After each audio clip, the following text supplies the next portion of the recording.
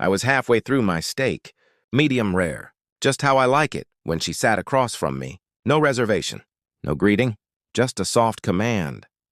Keep eating or I'll have to make a scene. She smiled like we were old friends, but her eyes didn't smile. No, they were studying me, calculating. And the strangest thing? I wasn't even surprised. Not after the day I'd had. Not after the silence from the people who promised me a celebration. My wife, my children. All smiles and whispers for weeks. We have something special for you this year, they said. I'd imagined a surprise party. Maybe dinner, laughter, hugs. Instead, I sat alone. In a restaurant I had booked myself because I didn't want to seem desperate. I waited. Checked my phone more times than I'll admit. No one came. Not a call. Not even a text. Then, she sat down. And suddenly everything clicked. 20 years. That's how long I gave her, my wife. Gave them, my children, time, money, pieces of myself. I built everything from the ground up. A company, a home, a family. I gave them security, structure, love.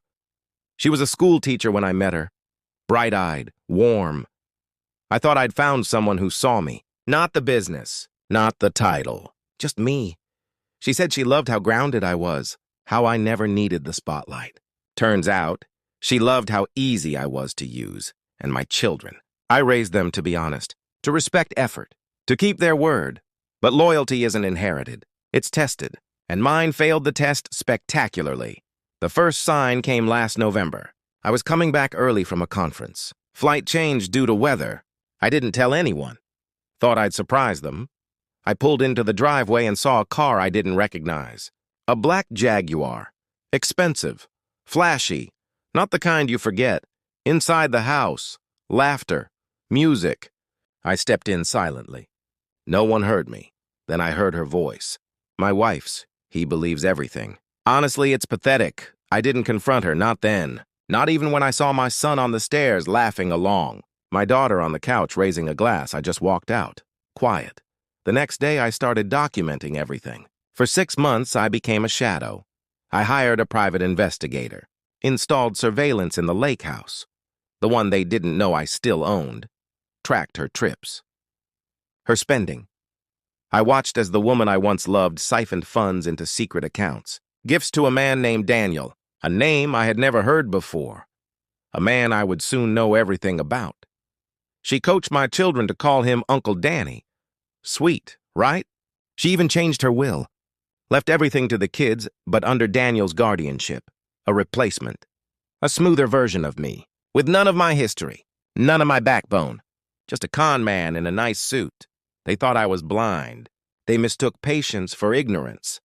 So I smiled through Christmas, bought gifts, kissed her forehead, called my children every Sunday. Meanwhile, I was already moving my assets offshore. I rewrote my will. I sold the company, but not to just anyone. I sold it to a rival she hated under a shell corporation. Then, I called my lawyer. We drafted the kind of documents that don't make noise until the right moment. I recorded conversations, collected emails, screenshots. I even found the draft of the divorce petition she never sent. Apparently, my birthday was going to be that time. So I let her have it. When she didn't show up that evening, I wasn't sad. I was ready. The woman who sat across from me that night, her name was Elise, corporate fraud investigator, former FBI. She handed me a file under the table, thick, color-coded. Inside, everything.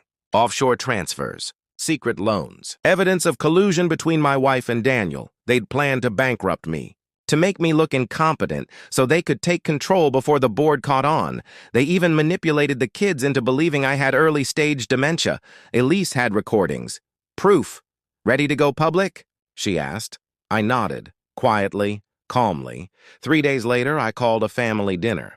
No suspicion. They came dressed nicely, expecting a formal birthday redo. My wife wore red. It used to be my favorite color on her. She kissed my cheek, like nothing had happened. We sat at the table. Wine poured. Then I stood up and handed each of them a manila envelope. Your gift, I said. Confusion.